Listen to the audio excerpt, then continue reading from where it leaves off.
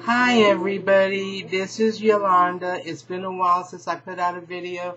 It's because I've been moving. So now that I'm unpacked and good and ready to go, I wanted to talk about one of my favorite films, which is one of the reasons why I don't have kids. Rosemary's Baby, 1968, the first American film that Roman Polanski did. And this is a really dreamlike film, dreamlike being like nightmare film. It's one of my all-time favorite horror films there, and I know that they're not going to remake it. I hope to God that they're not going to remake it, because this is one of the films that they really should not remake. It's perfect as it is. So there's no reason to reboot it or remake it or anything, even though there's been a lot of films that sort of imitated on it. But enough about that. What we have here in 1968 in New York City is Rosemary and Guy Woodhouse. Now, Rosemary, played by Mia Farrow, is very supportive of her husband, Guy, played by John Cassavetes.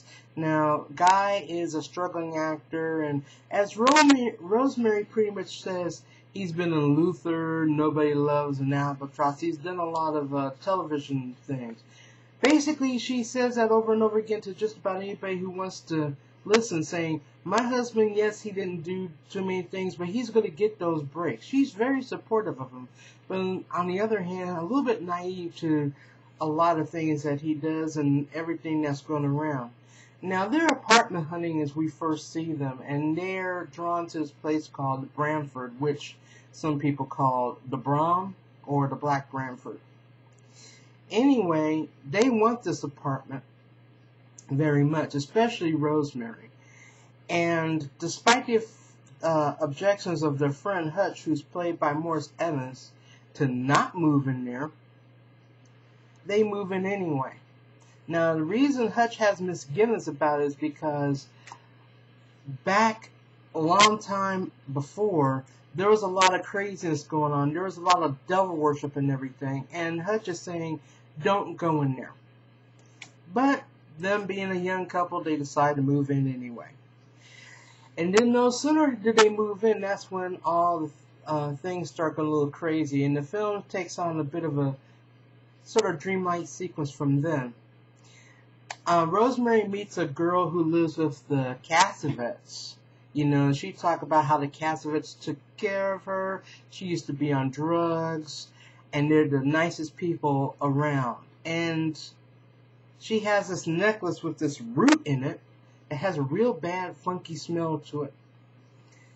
So, despite her saying the Cassavetes are a nice group of people, you know, and they treated me well, she ends up killing herself.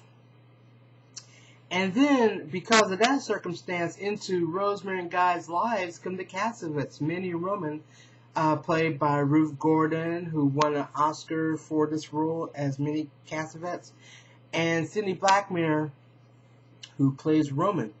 Now, you know, at first they seem like your typical elderly neighbors, you know, just want to be helpful and everything. And first of all, Guy didn't want anything to do with them, but after having dinner with them, he ends up really liking them for some very crazy reasons. Rosemary, on the other hand, thinks that they're too polite, they're too interfering, and everything.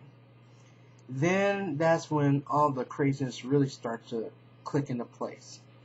Guy ends up getting the role that would make him a star, and the only thing that happened is that the man that had the role in the first place ends up going mysteriously blind.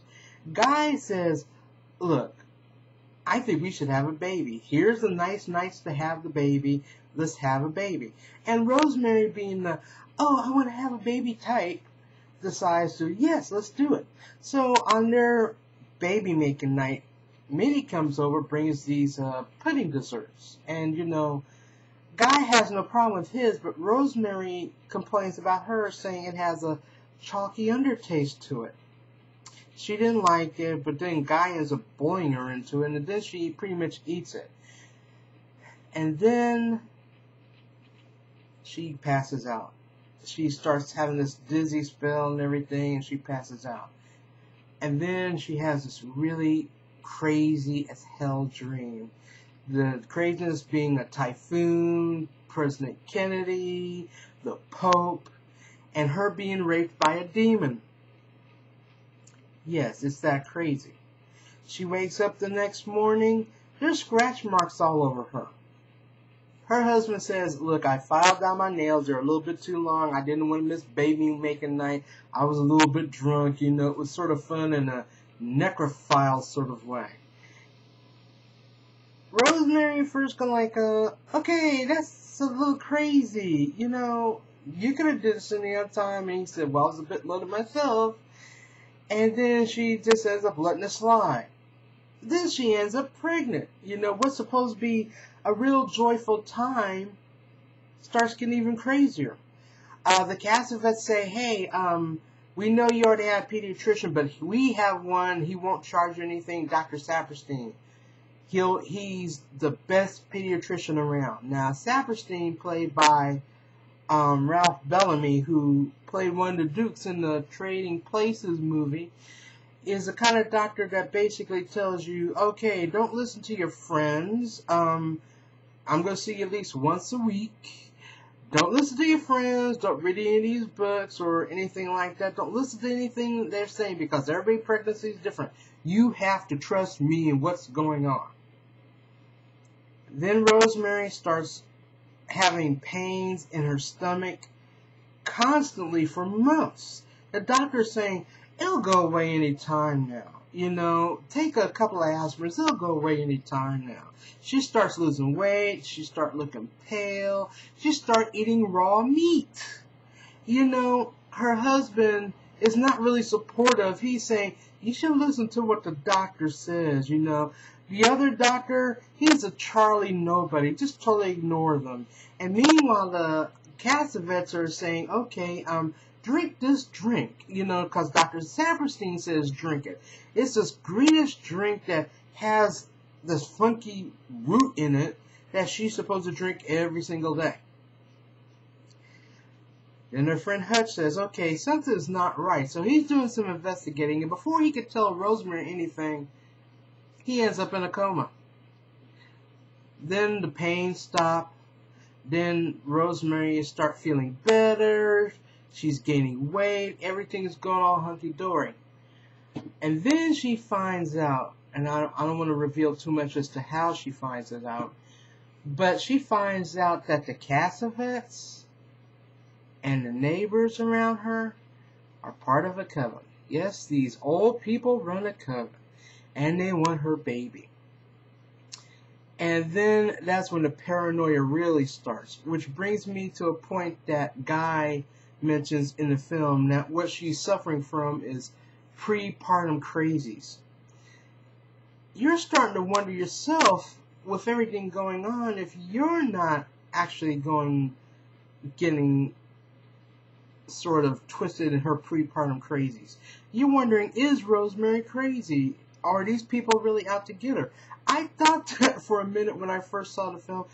You know, maybe Rosemary was going through some craziness, you know. A first-time mom's reaction to having a baby and then something monstrous being in there and all this. It's just one of those crazy things. Now, the book describes the end and exactly about Rosemary's baby, and it's pretty descriptive of the baby's look. The movie, and I think this was a good idea, didn't show you what the baby looked, which is a good thing because you're relying on Rosemary's reaction. Her reaction is a genuine what the fuck reaction. What did you do to my baby? And when the truth comes out about the baby, you're going like, oh shit. It's that crazy. This is a good film. This is a classic. And there's a lot of things that went on in the film and after the film that make people think that the film was cursed. First of all, Mia Farrow, who was married to Frank Sinatra at the time, was served divorce papers by him on the set. Then, of course, Roman Polanski, when his wife Sharon Tate was killed by Charles Manson and all his misfortunes, And then the facade of the Branford itself, which was the Dakota, which is the building that John Lennon lived in and was killed in front of. So everybody thinks that, okay, this film is cursed. I just think, like, what happened recently with the shooting in Aurora, Colorado during The Dark Knight Rises, I just think it's just an unfortunate set of circumstances. And I hope that that wouldn't deter anybody from this film, because this is a real good film. It's available on DVD. It's available on VHS if you're still holding on to your VCR. It's going to be released in time for Halloween on Blu-ray, and I have that on my Amazon wish list. So again, Rosemary's Baby, released in 1968 by Roman Polanski. You gotta catch out this film. Anyway, just want to say bye-bye, and you have a good one.